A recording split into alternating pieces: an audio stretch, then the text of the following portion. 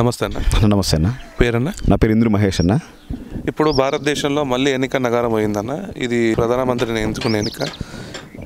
రాహుల్ గాంధీ అవుతాడా, మోడీ అవుతారన్న? నరేంద్ర మోడీ గారు అవుతారన్న.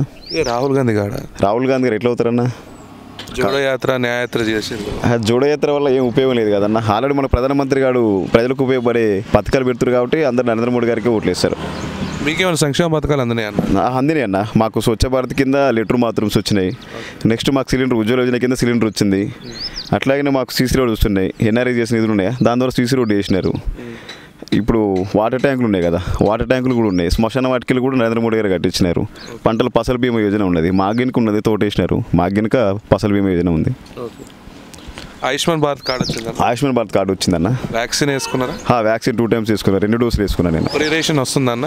Free ration 3 సంవత్సరాల నుంచి వస్తుందన్న. ఇంకా 5 సంవత్సరాలు పెంచింది కదా, కాబట్టి నిరుపేదలు కూడా నరేంద్ర మోడీ గారికి ఓటేస్తారు. ఇక్కడ ఎన్ని ఎంపీ స్థానాలు గెలిస్తే ఛాన్స్ ఉందన్న? తప్పకుండా 8 నుంచి 12 వరకు ఎంపీ స్థానాలు గెలిచే అవకాశం ఉందన్న. గెలుస్తుంది, ఇంకా పక్క గెలుస్తుంది. దీంట్లో ఖమ్మం ఉండొచ్చండి?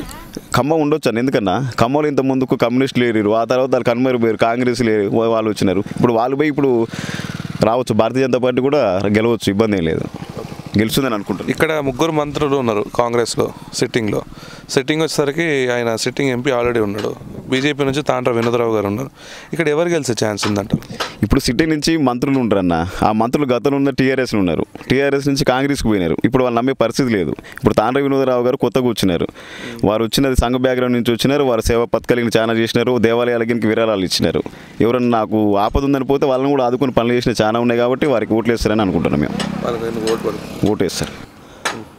ప్రచారం ఎట్లా జరుగుతుందన్న వినోదరావు గారిది? ప్రచారంలో ప్రతి బూత్లో ప్రతి పోలింగ్ బూత్ అధ్యక్షులు ఉన్నారు, వారికి కరపత్రాలు అందించినారు. వాళ్ళు ఆల్రెడీ ప్రచారంలో పోతున్నారు. కాకరవేల గినక స్టార్ట్ చేసినారు. నేను చూసిన కాకరవేల కూడా 3 బూతులు ఉన్నాయి. ఆ 3 బూతుల గినక ప్రచారం స్టార్ట్ అయింది. ఓకే. ఎందుకంటే కాకరవేల వచ్చేసరికి సంఘం బ్యాక్గ్రౌండ్ అనేసి అంటారు, ఒక పేరు ఇక్కడ ఉంది. ఇక్కడ లీడ్ ఉండదు. ఇప్పుడు పాలేరులో ఈ 3 బూతులు లీడ్ ఎక్కువ ఉండొచ్చు అన్న? ఉండొచ్చు, ఆశ్చర్యం లేదు. ఇది నరేంద్ర మోడీ గారికి దేశం కొరకు జరుగుతున్న ఎన్నిక కాబట్టి గతంలో ఇప్పుడు కేసీఆర్ పరిపాలన నచ్చక కాంగ్రెస్కి ఓట్లు వేసినారు. ఇప్పుడు నరేంద్ర మోడీ గారికి దేశం బాగు కొరకు జరుగుతున్నాయి కాబట్టి తప్పకుండా లీడ్ వస్తుందని అనుకుంటా ఉన్నాం.